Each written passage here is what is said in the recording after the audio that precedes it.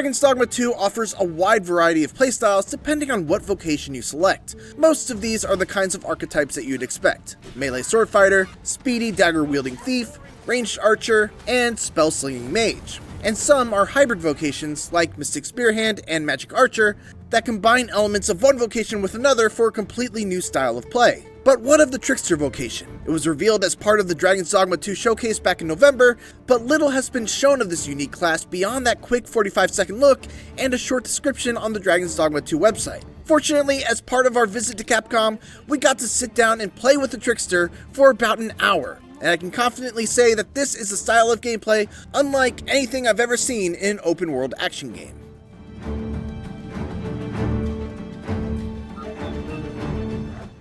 To start, the Trickster is essentially a pacifist.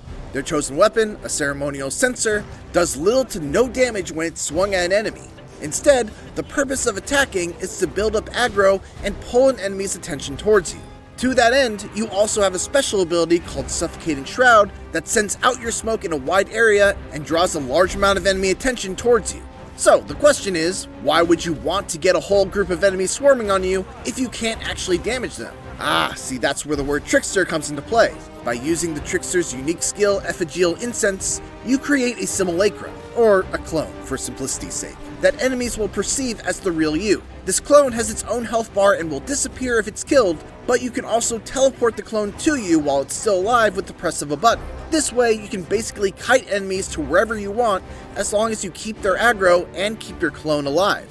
So, you can maneuver a foe to get an environmental advantage, which is super important because the Trickster shines the brightest when there are cliffs, uneven surfaces, or other elements of the environment that can be used to your advantage. The Trickster has two abilities designed around creating surfaces that aren't really there, but appear real to enemies. The first, Tricky Terrace, creates a cloud that can be placed off a ledge that the enemy will perceive as real solid ground, and the second, Elusive Divider, will create a wall of smoke that you can see through, but the enemy cannot. The final piece of this puzzle is the Visitant Aura, a technique that essentially allows you to make an astral projection that you can freely move around to scout the landscape for as long as your stamina will allow. You're super vulnerable while controlling the projection, so using Elusive Divider to give yourself some cover while using it in the heat of battle is a good idea. Crucially, you can float off ledges, ascend or descend at will, and even call your clone to wherever your projection currently is. I'm sure you can probably see why that might be useful. When you combine all of these tricks together, the real value of the Trickster comes into view. Before getting into a combat encounter, you can create a clone with Effigial Incense, use Visitant Aura to scout out an area for enemies and look for any sort of environmental hazards, like a cliff for instance, recall your clone so that it hovers over said environmental hazard, place a false floor underneath it with Tricky Terrace, then lure enemies close to the clone and use Suffocating Shroud to send all their aggro towards the clone, and then watch with glee as enemies throw themselves off the ledge in an effort to get at you.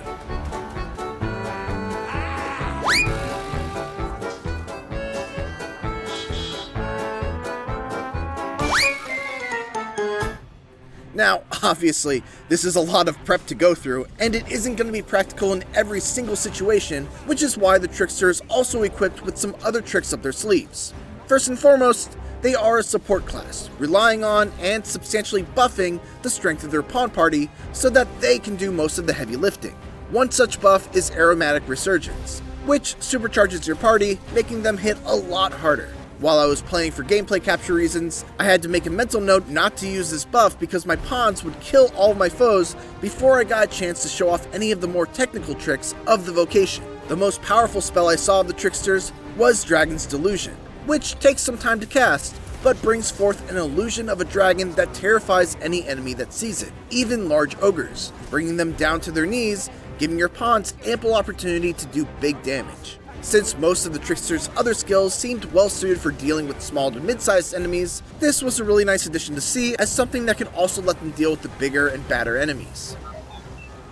The Trickster was not an easy vocation to figure out in just an hour's time. It took me a little while to fully grasp the aggro system, avoiding pulling too much aggro and not having a way to get away from the enemies I just attracted, but once it clicked, I found it to be a uniquely satisfying vocation that brought to mind one of the core tenets of Devil May Cry's combat. It's not just about killing every enemy in the room, but how you kill every enemy in the room. It's an intentionally underpowered vocation that's designed to encourage creative thinking to solve difficult combat problems in ways beyond just swinging a weapon or hurling a tornado at it. And it's one that I'm very excited to experiment more with once I've got my hands on the full game. Thanks for watching, and this is just the beginning of our IGN first coverage of Dragon's Dogma 2. In case you missed it, make sure to check out our 18 minutes of gameplay covering 4 of the vocations, and for everything else, give it here on IGN.